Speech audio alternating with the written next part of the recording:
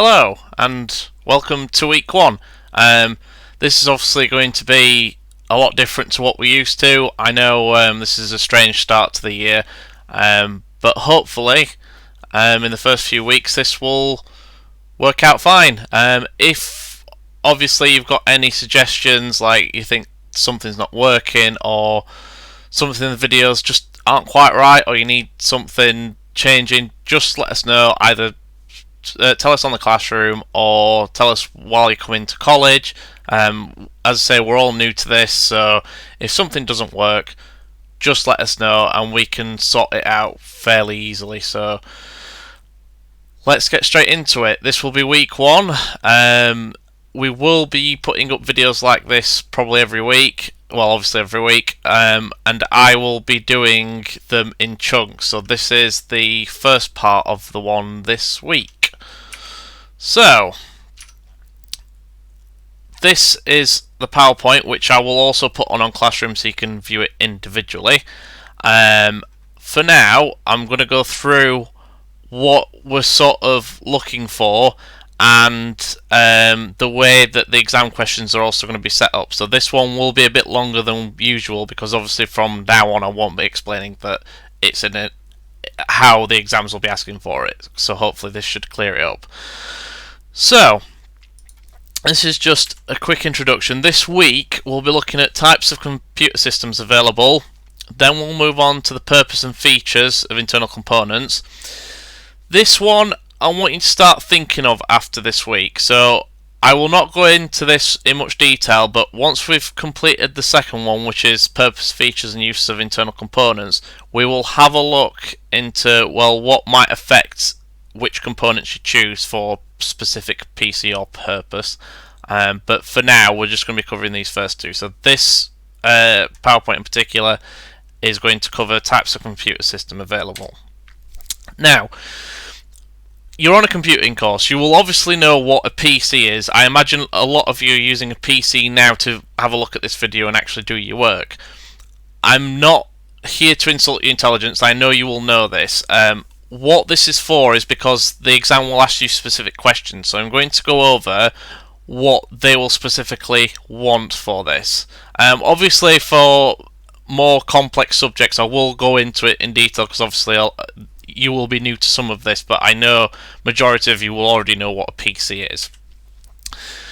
So obviously PCs, personal computers, can be used to carry out a number of different things. So PCs, usually like a desktop PC or a laptop, will have multiple different programs on it. So I imagine you'll have things like Word on your computer, or you might have a web browser on it, so you can obviously look on YouTube. This is how you're looking at this video.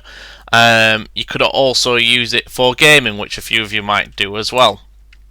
They are mainly divided into desktop and laptop PCs. Obviously they're the most common ones. There are other types of PCs. What I'm going to do is let you research that. I'm not going to go over it in this video, so if you want to have a look at if there is any more PCs, I will let you do that in your own time. Yeah, so the main difference between laptops and PCs obviously is that they are more flexible. You can take them to a number of different places. You are not just constrained to, right, this desktop PC is quite chunky. Like, you cannot just pick it up and think, right, I'm going to move it somewhere else. You need to take the monitor with it, you need to take the keyboard with it. There's a lot of different parts. Whereas with a laptop, it's all in one little device. Now, the thing is, these will have different components depending on what either you or an organisation will need. So potentially you might have, if you say at home and you've built your own PC, you might think, right, well, I'm going to put components in that are good for gaming, or I'm going to put components in that's good for doing web services, for example, because you may think, right, I'm going to make my PC a web client so people can actually log on to you and see your own website if you're running a website on your computer. I will get into that in more detail in a second. But What questions you'll be asked on the exam is, could either of these be used as a mobile device? Now, obviously, I've already gone over that, so you should be able to give me the answer. Are there any other types of PC you could think of? Again, I asked you this before. So they will ask you specific questions and go, right, we have got a... So just for an example, they could say they've got a PC and we're wanting a PC for an organisation. What would you suggest for a company that only houses 5 members of staff? Are you going to go for laptops? Are you going to go for desktops? Why are you going to go for a laptop? Why are you going to go for a desktop?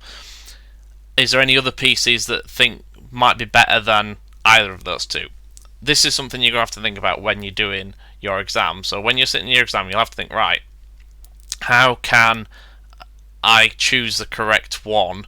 But as long as you give your reasoning, they will give you the mark. So as long as you say, right, I have chosen this and this is why, they will be absolutely fine with it. You can't just put, I'm going to put a desktop PC because it looks good in it. Like, that's not going to work. You need to have sound reasoning to your arguments. So multifunctional devices. A lot of people will already know what these are. Obviously, they can perform more than one function. Desktop and laptop in itself is a multifunctional device. It can perform more than one action. But what about things like printer scanners? Because printer scanners have actual hardware that's different from each other. So printer scanners could have a scanner on top and then obviously have a printer in it as well. Now, this is where the exams will try and catch you out. Obviously, I imagine a lot of people already know this. I'm not insulting your intelligence because you guys will already know a lot of this. But when it asks what function can a printer scanner do, you could say, well, it scans, and then obviously it can print out that scan, or it can receive information from a PC and then print something out.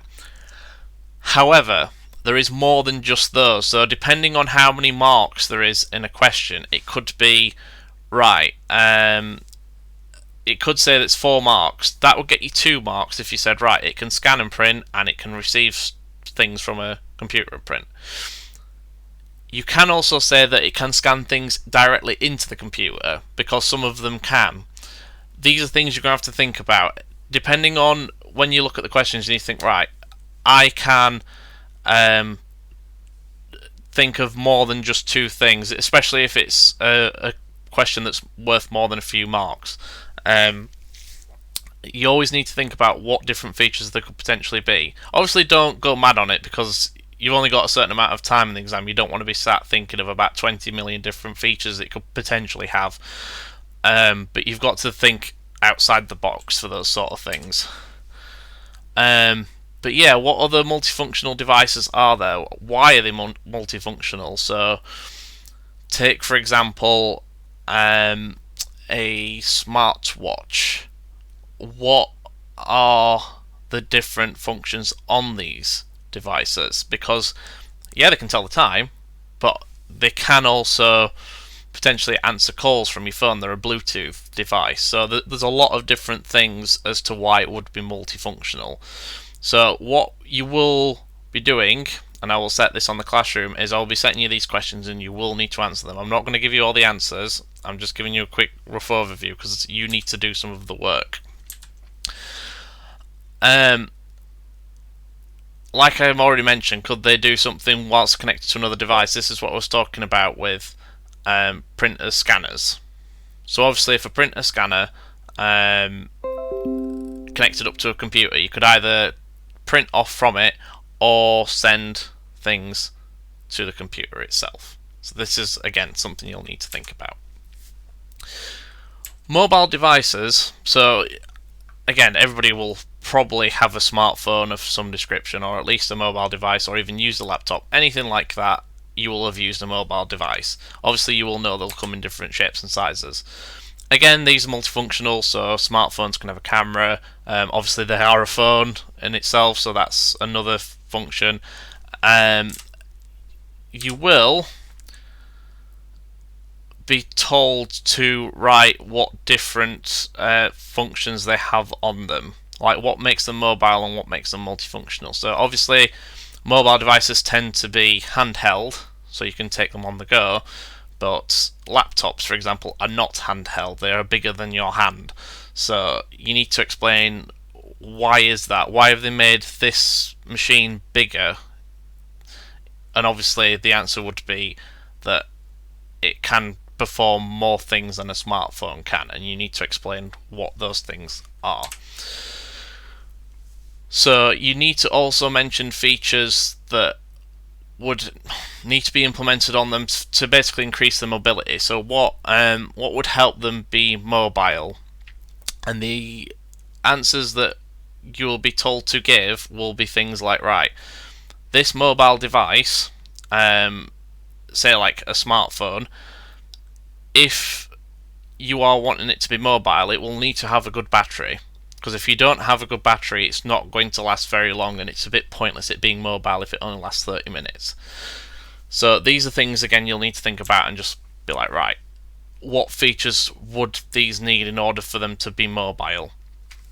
I want you to think about features on different mobile platforms, as I said before. So I will put this on the classroom so you can have a look, but just have a think about why the devices would be different between each other. Servers. So this is the last one in the computing devices. Some of you will have heard of servers before. They are obviously used a lot in networks. Again, I will go over how networks run and what networks are in a different video. But essentially servers are really powerful computers that are specifically designed to run tasks. So these tasks could be something like a web server, which will be used for obviously storing a website on, so you can visit it over the internet and look at web pages. In order to do that, though, they do need an operating system. So they need something like Apache, Linux, or Windows Server in order to actually work. Now, depending on how we do this, you will be able to use some of this software at some point. The only thing that the exam itself will ask you is just why you need an operating system, and it will become apparent as to why, but essentially you just need it to run the hardware that's in it, because it's got really high-end hardware, and obviously people who are connecting to it as well, in a nutshell. So servers will control the network, as I've just mentioned, and usually devices will connect to it. So these can be they're usually known as client machines. One thing you need to think about with client machines, they're not just necessarily a PC. They could be something like a printer, because again, printers can connect to networks. You can send them to a printer. That's how our college printers work. So you need to really think about, well, what other client machines could there be other than PCs? Because there are a lot of different things you can put on the network. It all depends on how you look at it. So obviously servers can come in a lot of different sizes. It depends on what your organization needs it for. Obviously, if you've got a small organization, they are not going to need, a very big server to run the network. But obviously, if you've got a big company like Google, they will need thousands of servers. And obviously, as you can see in this picture here, the blue one, there's a lot of servers in racks. I would expect that to be something like Google, because they will need a lot of servers, since a lot of, like, millions of billions of people connect to their systems every day. They will need a lot of hardware to do it. You could have a lone one like this one on the right, if you're running a very small organization that's probably about 10 people large. You do not need something bigger than that. So obviously, because of this, they need a lot of memory, internal memory and disk space. I will be going over in the next video what's the difference between memory and disk space, because obviously a lot of people tend to get them confused. I'm talking about RAM memory and hard drive disk space, so things used for obviously long-term storage and short-term storage. You need a lot of it, because obviously a lot of computers or devices will be connecting to the server. Like, it needs to remember everything that's going in and out of it, and obviously be able to process these requests. You can go up to realms of nearly terabytes worth of RAM because of what's needed to run on it. Depends on what you need it for, as I've said before. The internals usually replicated as well, so as you can see on this server on the right, you can see these little green bays, well, black bays with green little dots on them. They're all hard drives, and usually they have got the exact same information on them. It's just that if one of them fails, you've got backups there just in case you need it. Now, it depends on what you set it up with, but in later weeks I will be discussing something called RAID, which you may have heard of before, but I will go over that in more detail later. But we will need to learn RAID, and that is how the servers will basically keep data from being lost at any point.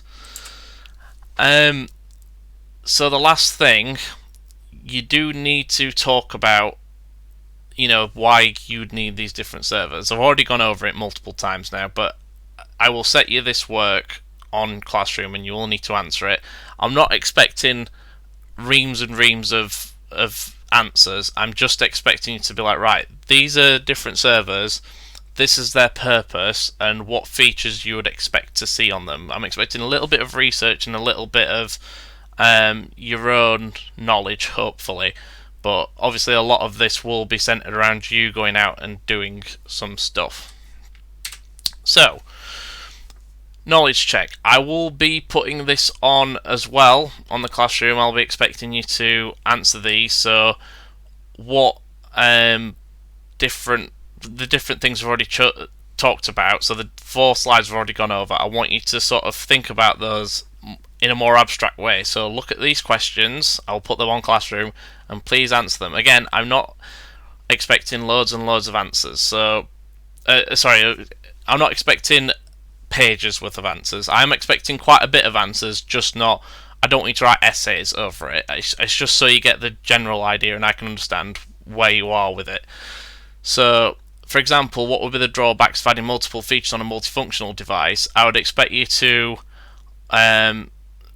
give a quick reason as to why it could be bad, but then give an example of why it would be bad. So you could say, like, a smart watch, name some features that you could add to it, and then say why it could be potentially a problem.